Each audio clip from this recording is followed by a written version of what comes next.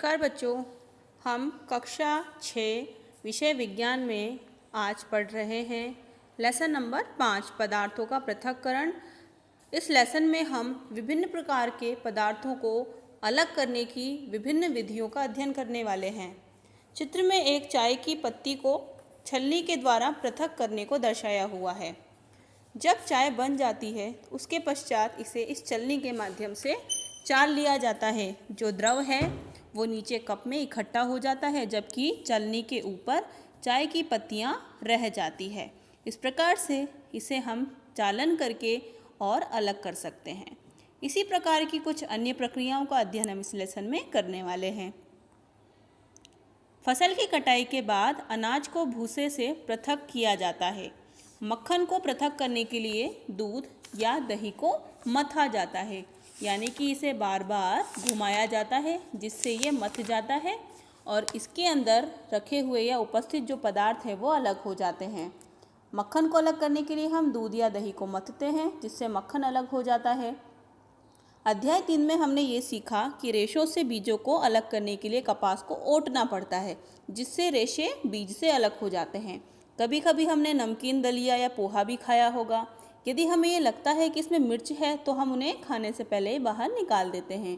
यह भी एक प्रकार की पृथक्करण की विधि ही है। अब सपोज कीजिए एक टोकरी में कुछ आम और अमरूद भरे हुए हैं और आपको कहा गया है इन्हें अलग करने के लिए। तो आप क्या करेंगे?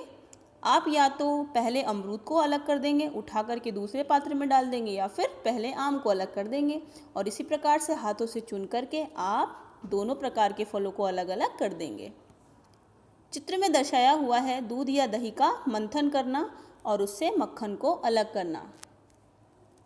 इस प्रकार से जब इस डंडी के माध्यम से हाथों के द्वारा इसे बार बार घुमाया जाता है तो घूम घूम कर यह मक्खन को फेंट देता है। ये छाछ, इसके अंदर जो दही या छाछ उपस्थित है यह इसको बार बार फेंट देता है, जिससे मक्खन को बाहर निकालना आसान हो जाता है और इससे उसे अलग कर लिया जाता है।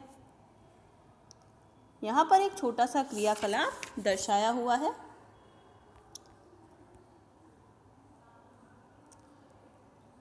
इस क्रियाकलाप में सारणी 5.1 को भरने के लिए हमें कुछ निर्देश दिए गए हैं। आइए इस सारणी को हम थोड़ा अच्छे से पढ़ लेते हैं। सबसे पहला पृथक्करण का प्रक्रम दिया हुआ है चावलों से पत्थरों को अलग करना। आखिर हम चावल से जो पत्थरों के छोटे टुकड़े हैं उनको हम क्यों अलग करेंगे? सबसे पहले हम इसका निर्धारण करते हैं। हमें ये क्यों ज़रूरी है? क्योंकि दो भिन्न परंतु उपयोगी पदार्थों को हम क्या करें? पृथक करें। हमारे जो चावल के अंदर है वो चावल का दाना तो काम का है, लेकिन उसके अंदर का जो पत्थर है वो हमारे काम का नहीं है, इसलिए हमें उसे अलग करना पड़ेगा। इसलिए हम उसके ठोस अवयव को क्या कर देंगे? फेंक देंगे। उस पत्थर के टुकड़े को हम चावलों से अलग करके बाहर की ओर फेंक देंगे। सेकंड है मक्खन प्राप्त करने के लिए दूध का मक्खन। वह कौन सा उद्देश्य है जिसके लिए हम इसको अलग करेंगे? इसके अनुपयोगी अवयवों को दूर करना। हमें मक्खन चाहिए, लेकिन मक्खन प्राप्त करने के लिए इसके अंदर उपस्थित अन्य अवयवों की हमें कोई आवश्यकता नहीं है, तो हम इसके अंदर की अशुद्धियों को क्या करेंगे? हम उसे फेंक देंगे। तीसरा है चाय की पत्तियों को पृथक करना। चाय की पत्तियों को पृथक करने के लिए हम क्यों करते हैं? हम ताकि इससे हानिकारक जो अवयव हैं या फिर अशुद्धियां हैं उसको हम दूर करते हैं और दोनों अवयवों का हम क्या कर लेते हैं? उपयोग कर लेते हैं। बची हुई जो पत्तियां हैं उसको हम दोबारा चाय बनाने में भी इस्तेमाल कर सकते हैं, साथ ही खाद बनाने में भी उसका इस्तेमाल कर सकते हैं। तो इस प्रकार से हम किसी न किसी उद्देश्य के लिए पृथक्करण करते हैं और पृथक्करण के बाद बचे हुए पदार्थों को या तो फिर फेंक देते हैं या फिर उनका किसी अन्य कार्य में उपयोग कर लेते हैं। हम देखते हैं कि किसी पदार्थ का उपयोग करने से पहले हमें उसमें मिश्रित हानिकारक तथा अनुपयोगी पदार्थों को पृथक करने की आवश्यकता होती है। कभी कभी हम उपयोगी पदार्थों को भी पृथक कर लेते हैं, जिससे हमें अलग से उपयोग करने की आवश्यकता होती है। विभिन्न पदार्थ के जो कण हैं वो आमाप यानी कि आकार के आधार पर और पदार्थ की स्थिति के आधार पर अलग अलग हो सकते हैं, जैसे कि ठोस, द्रव या गैस। तो इसी प्रकार की कुछ विधियों का पृथक्करण हम यहाँ पर आगे करना सीखेंगे।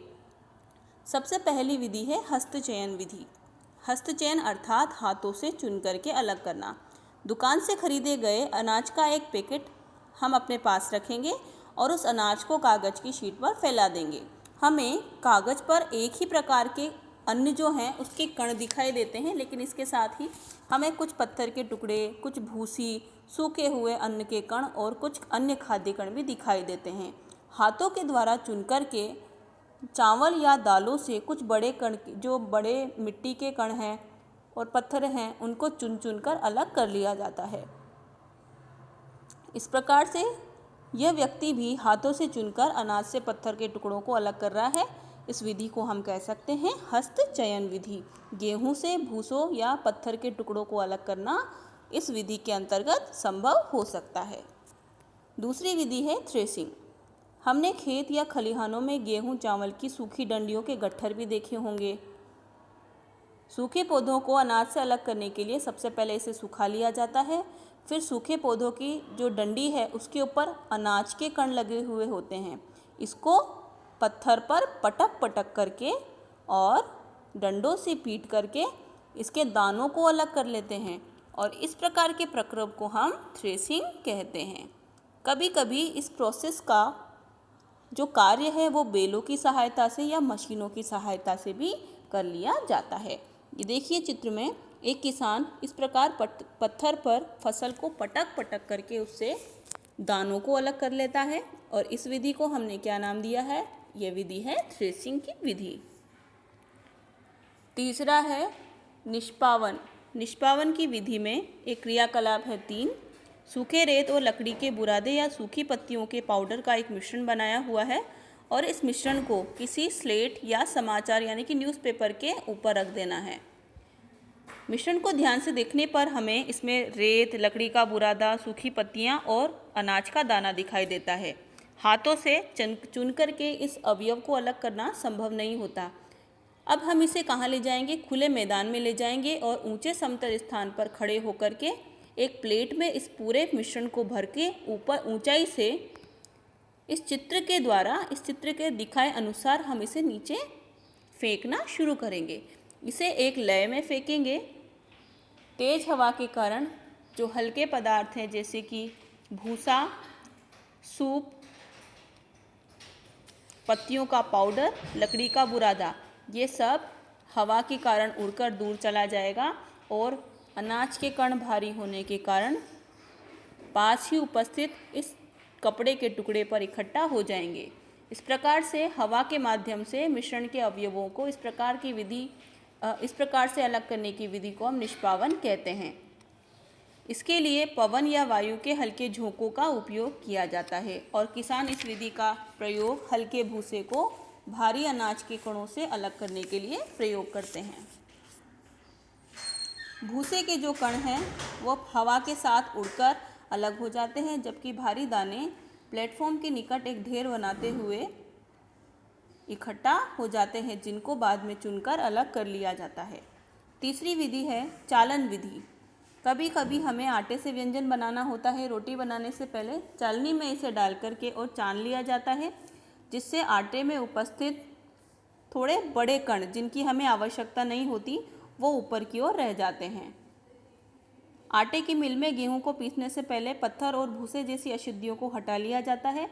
गेहूं की बोरी को एक तिरछी चालनी पर रख देते हैं और इसे उससे निकालते हैं, जिससे पत्थर, डंडियाँ और भूसा जो निष्पावन और थ्रेसिंग की विधि के बाद भी गेहूं में रह जाते हैं वो नीचे की ओर चले जाते हैं और दाने अलग हो जाते हैं। इस विधि को हम चालन विधि कहते हैं।